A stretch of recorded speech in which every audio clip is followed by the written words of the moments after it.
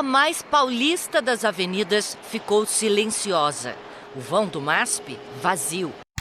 O Parque do Ibirapuera, o mais conhecido da cidade, fechado. Nenhum carro no estacionamento, onde nunca tem vaga livre.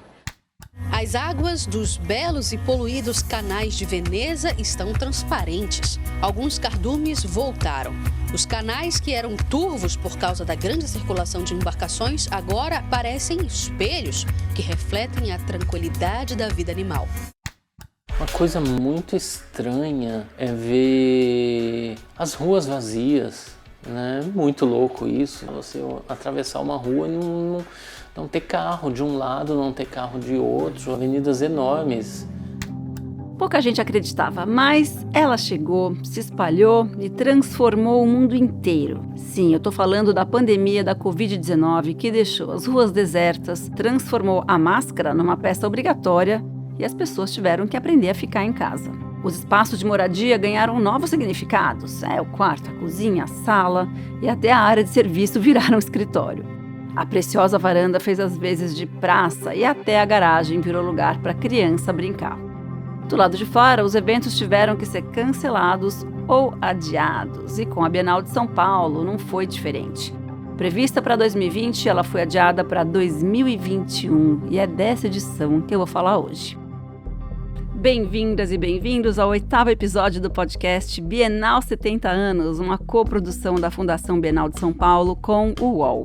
Eu sou a Marina Persson e hoje a gente vai conversar sobre a 34ª edição da mostra com o título Faz Escuro, Mas Eu Canto. Eu vou te contar sobre a preparação dessa mostra e sobre algumas obras que vão estar no pavilhão. O podcast Bienal 70 anos é apresentado pelo Ministério do Turismo, pela Secretaria Especial de Cultura e pelo Governo do Estado de São Paulo por meio da Secretaria de Cultura e Economia Criativa. Muitas imagens que fazem parte dessa história você pode conferir no UOL, na página Bienal 70 anos e também no site bienal.org.br/70 anos. Para começar, vamos lembrar que a 34ª Bienal começou em 2019, antes da pandemia. Quando os curadores ainda estavam começando a pensar sobre essa edição, eles tiveram a ideia de fazer uma coisa diferente. Alguns artistas convidados para expor na Bienal iam ter também exposições individuais fora do pavilhão, em outros espaços de São Paulo. Era para o público poder ver o trabalho desses artistas em dois contextos diferentes.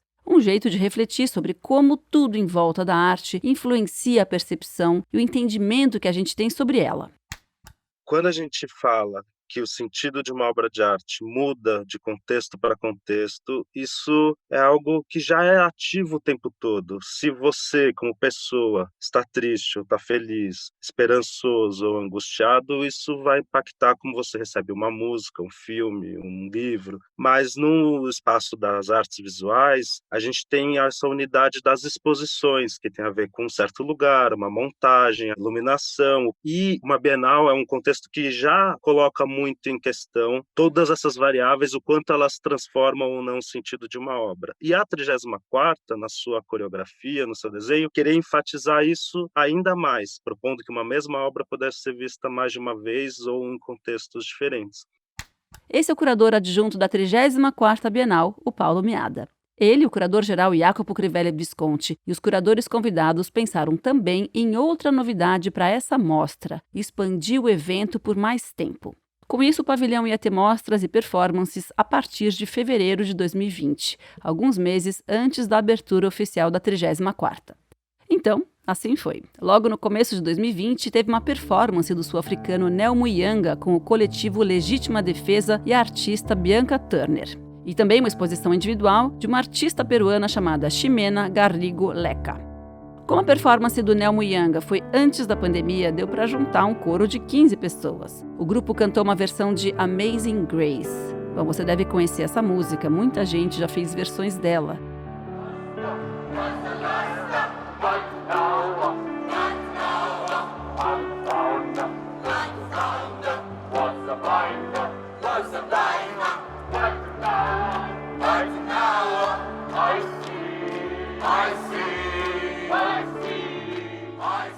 E a história dessa canção é incrível, é surpreendente e é complexa. Ela foi composta em 1772 por John Newton, um traficante britânico de pessoas escravizadas que, depois de passar por diversas situações em que ficou entre a vida e a morte, se converteu. Ele virou pastor e passou a lutar contra a escravidão.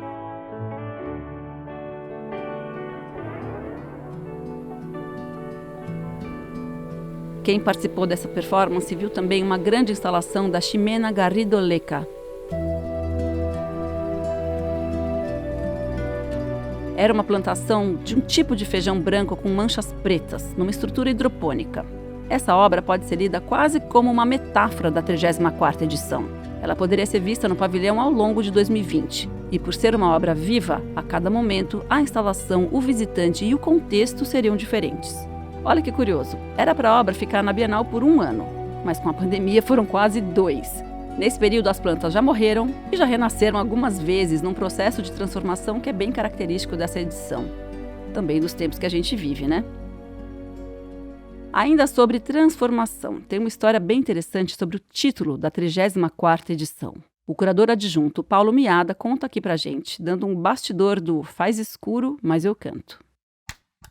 E esse verso, ele é também um exemplo dessa percepção de que o sentido das coisas, das obras, se transforma com o tempo. É o verso de um poema escrito pelo poeta amazonense Tiago de Mello, no final de 1963, que é um momento em que o país e o continente latino-americano lidava com várias iniciativas que prometiam uma transformação da paisagem social. Projetos de ampla alfabetização de adultos, projetos de transformação e reforma escolar, discussões sobre acesso à terra, acesso à moradia. Ele escreveu naquele momento, se endereçando aos camponeses, ele escreveu: "Faz escuro, mas eu canto, porque amanhã vai chegar". Então era um verso de uma certa esperança. E pouco depois, em 66, dentro de um contexto de juventude criativa, contracultural, esse verso retornou dessa vez como parte de uma canção, de uma música composta pelo Tiago de Mello com um colega e gravada pela Nara Leão. Aí esse verso vinha como parte de um chamamento não só para os camponeses, mas para toda uma geração continuar cantando. Houve também um endurecimento do regime militar e um processo repressivo mais explícito, descarado, que fez com que, por exemplo, Tiago de Mello fosse preso. E ele então entra na cela da prisão extremamente em dúvida, em crise, com medo. E o que ele relata é que, ao entrar na cela da prisão, ele olha para a parede do cárcere, estreito e apertado, e o preso anterior tinha deixado escrito na parede da prisão os versos que o próprio Tiago de Mello tinha escrito 5 anos antes. Faz escuro, mas eu canto. Faz escuro, mas eu canto, porque amanhã vai chegar. Vem ver comigo, companheiro. Muito bem, agora vamos falar da exposição, do que vai estar por lá. Eu começo por um objeto bem curioso, que nem é considerado uma obra de arte. É o sino da Capela do Padre Faria, uma igreja pequena de Ouro Preto, Minas Gerais. Ele foi feito em 1750 na Alemanha, mas logo foi levado para a cidade mineira. No dia 21 de abril de 1792, data em que Tiradentes foi enforcado, ele foi o único sino da região que tocou. E isso foi um ato de rebeldia, porque as badaladas eram uma homenagem ao líder da Inconfidência Mineira, o que tinha sido proibida pela coroa portuguesa. Foi por isso que o sino de Ouro Preto virou símbolo da luta pela independência. Foi por isso também que, mais de um século depois, em 1955, ele viajou para Brasília. E lá ele soou marcando o nascimento dessa nova cidade que era vista como símbolo de um projeto de nação, assim como foi a Inconfidência Mineira. Agora, em 2021, ele viaja pela segunda vez pelo país. O sino vem para São Paulo para fazer parte da 34ª Bienal e vai ser tocado na exposição por Sineiros de Ouro Preto. E a presença do sino na Bienal vai criar um contexto específico para as obras ao redor dele. O curador-geral Jacopo Crivelli Visconti fala mais sobre isso. A gente pensou numa estratégia, que é a estratégia dos enunciados, que a gente introduz nessa Bienal, que são elementos que vêm de fora do mundo da arte e que carregam histórias do mundo real, mas histórias muito fortes. É como um enunciado que o sino de Ouro Preto entra na mostra. E ele não é o único a vir de fora do mundo da arte. Então, para te dar um exemplo, o primeiro enunciado que as pessoas vão achar na Bienal é uma série de objetos do Museu Nacional do Rio de Janeiro, extremamente importante na história da cultura brasileira e que queimou quase inteiramente. As perdas na coleção foram enormes 3 anos atrás. E a gente vai trazer alguns objetos que estiveram naquele incêndio, que passaram por aquele incêndio de maneira muito distintas. Então, tem um meteorito, para quem o incêndio não foi nada tão dramático comparado à passagem pela atmosfera, à viagem de milhares de anos pelo espaço sideral. Haverá uma pedra pequena, mas que é o indício daquele incêndio, porque era uma pedra de ametista, ou seja, um quartzo numa cor roxa, e se transformou em citrino, que é um quartzo também, mas é amarelo. Então, pelo fato de ter ficado várias horas exposto a um calor de aproximadamente 400 a 500 graus, ele se transformou, se tornou outra coisa. Sobreviveu, se transformou em outra coisa. E haverá ainda uma boneca Richocó, que é da etnia Carajá, uma boneca que substitui uma boneca que anteriormente estava no museu. Com esses 3 objetos, eles constituem para a gente um enunciado que nos permite falar, e as obras ao redor falam de maneiras muito distintas, de maneira de atravessar um trauma, de maneira de resistir, de perseverar no que a gente acredita, de lutar para o que a gente quer que seja cumprido e obtido. Então, a partir desse enunciado se cria um tom, digamos, para tudo que está ao redor dele, sem que a gente tenha, como curadores, que impor esse tom ou essa leitura das obras ao redor. Outra peça cheia de significado é a obra que vai ocupar o vão do prédio da Bienal, o antigo Trading Pit, ou roda de negociações da Bolsa de Valores de Chicago. A instalação chamada Deposição tem a forma de um octógono e, nos dias áureos, era o espaço onde os corretores compravam e vendiam ações. Ele tinha essa espécie de duplicidade que nos interessava, né, e que me interessou muito, que era algo material que dava conta de apontar para questões abstratas do mercado financeiro, questões abstratas relacionadas ao capital, ao trabalho, ao valor. Esse é o artista brasileiro Daniel de Paula, autor do trabalho junto com a dupla Marissa Benedict e David Ruther. A forma do pitch aparece em muitas construções históricas, como o Fórum Romano, o Coliseu, arenas e estádios de futebol. Mas no Trading Pit, os participantes não estão se digladiando ou brigando por um gol. Ali a disputa é pelo melhor preço para um produto. Bom, até hoje, a imagem de vários homens juntos gritando ao telefone faz parte do nosso imaginário, né? E como o mercado financeiro é super competitivo, valia de tudo para chamar atenção e conseguir o melhor negócio. Algumas empresas contratavam ex-jogadores de basquete para terem uma vantagem nessa questão do ponto de vista, da altura. Eles veriam mais pessoas e seriam vistos por mais pessoas também.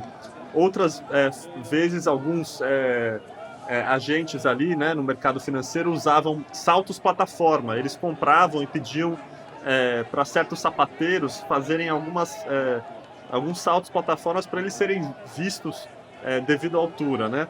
Outra estratégia que era bem comum era o uso de certos paletós ou jaquetas muito coloridos, que isso chamava a atenção também de um potencial comprador ou vendedor, né? Tudo isso fazia parte desse teatro, né? Dessa performance ali da compra e da venda.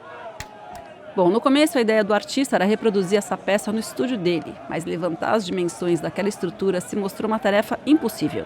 Foi quando ele descobriu que todos os trading pits tinham sido levados para desmanches e vendidos a preço de sucata, com exceção de um que ia ser descartado em breve. Começou então uma corrida contra o tempo. O Daniel tinha uma semana para salvar o último trading pit da Bolsa de Chicago. Ele estava na Holanda e do outro lado do Atlântico ficava aquela estrutura enorme. Ele teve que conseguir várias autorizações da prefeitura, organizar 6 caminhões e mais de 10 pessoas para transferir o objeto para um armazém. E deu certo. E agora ela vai ser instalada no meio do pavilhão da Bienal. Além de ser uma obra em si, vai ser palco para conversas e eventos durante a exposição. A boa notícia é que o público também vai poder usar a estrutura se quiser.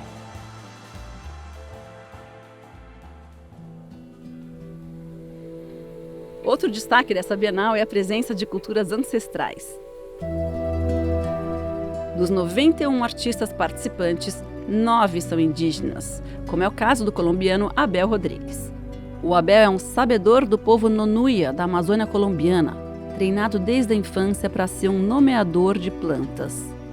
Que bonito, né? Esse é o nome de quem guarda o conhecimento da comunidade sobre as diversas espécies botânicas da floresta, também os usos delas e a importância ritual de cada uma. No começo dos anos 2000, quando tinha praticamente 60 anos, ele se mudou para Bogotá e começou a trabalhar para uma fundação de conservação da floresta. Como ele não era alfabetizado em castelhano, a forma que encontrou para transmitir seus conhecimentos foi desenhar a floresta assim de memória, mesmo sem nunca ter tido uma educação formal nesse sentido. E os desenhos são lindos, cheios de detalhe, e alguns deles vão estar na Bienal. Assim como Dona Abel não é um artista de formação, você não precisa de nenhum conhecimento sobre arte para curtir a mostra. Escuta o que diz o José Olímpio da Veiga Pereira, o presidente da Bienal. A arte contemporânea, às vezes, pode intimidar. A nossa missão é justamente quebrar essa intimidação que a arte pode ter. Não há nada lá para ser entendido, aquilo não é um código, aquilo é para você entrar, usufruir, ver como é que aquilo te toca, pensar sobre aquilo, usar o nosso educativo para te dar pistas de como usufruir, como olhar para cada obra de arte. E é isso que a gente quer ajudar o público a entender, é para ele se emocionar. Bom, isso vale para a 34ª edição de 2021 e também para as outras exposições que você tiver a oportunidade de visitar. Ao inaugurar esta Bienal, o Museu de Arte Moderna visa incentivar o trabalho criador, promovendo o contato em São Paulo do mundo intelectual e artístico. Em nome do Museu de Arte Moderna, agradeço a vossa presença aqui, confiando na continuidade desta realização. Obrigada a você que nos acompanhou nesses 8 episódios deliciosos que atravessaram os 70 anos de história da Bienal de São Paulo. Eu me despeço fazendo um convite para vocês conferirem os próximos 2 episódios que foram preparados com muito carinho. Bom, como a gente já falou sobre todas as décadas até aqui, no próximo episódio eu conto tudo o que acontece na Bienal quando não tem Bienal. E o 10º e último episódio, como foi prometido, vai trazer as respostas para perguntas que você mandou sobre o mundo das artes. Eu espero todos vocês lá. Até! Esse episódio usou áudios do Jornal Nacional da TV Globo, do programa SBT Interior, do canal Hard Easy Life, do YouTube, da música Faz Escuro Mas Eu Canto, cantada por Nara Leão, da performance Amazing Grace, de Nelmo Yanga com Legítima Defesa e Bianca Turner, do YouTube da Fundação Bienal de São Paulo, do arquivo histórico Wanda Svevo, da Fundação Bienal de São Paulo. O podcast Bienal 70 anos tem narração de Marina Persson, pesquisa, reportagem e roteiro de Laura Ming, produção e reportagem de Laura Capanema, desenho de som, montagem e trilha sonora original de Fernando Céspedes, gravação e supervisão de som de Rafael Veríssimo, gravações adicionais de Caco Cardoso, coordenação geral de Juliana Carpanês, gerência geral de MOVE de Antônio Morel e direção de conteúdo UOL de Murilo Garavello. Coprodução do UOL e Fundação Bienal de São Paulo. Há 70 anos, você não sai você. Esse podcast é realizado pelo Governo do Estado de São Paulo por meio da Secretaria de Cultura e Economia Criativa e pela Secretaria Especial da Cultura, Ministério do Turismo, Governo Federal.